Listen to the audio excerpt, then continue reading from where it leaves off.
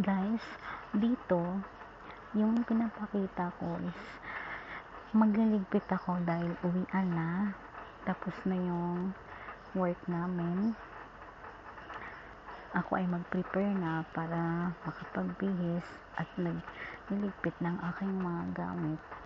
Yung iba kasi meron pang nagmamassage, kaya meron pa kaming mga kasama dito, pero patapos na rin sila dahil 9 o'clock na.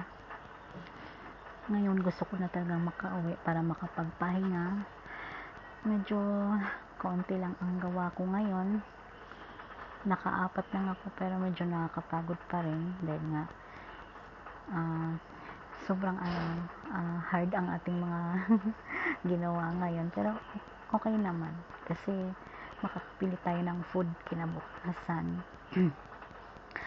At yun nga, sisiguraduhin ko na wala talaga may iwan dito sa gamit ko kasi nga ako isang totally blind, so mahirap po pag meron tayong maiiwan.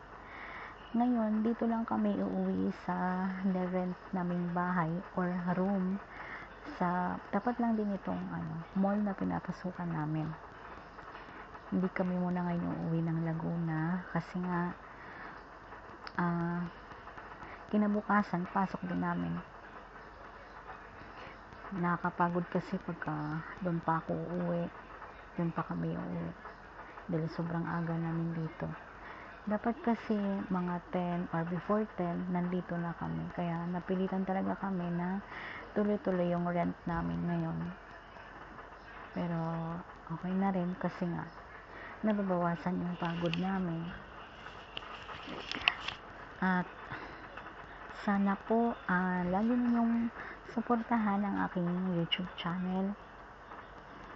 Lagi niyo po sanang panoorin ang aking mga bagong upload. At baka pwede pong makahingi na rin ng like at subscribe para patuloy po kayong updated kung meron po akong bagong upload. Alam nyo kasi, malaking tulong po sa akin bilang isang bagong content creator ang inyong mga panonood sa aking video para makapagpatuloy po ako sa aking mga eco-content pa. Binabahagi ko kasi dito talaga kung ano yung buhay namin sa araw-araw para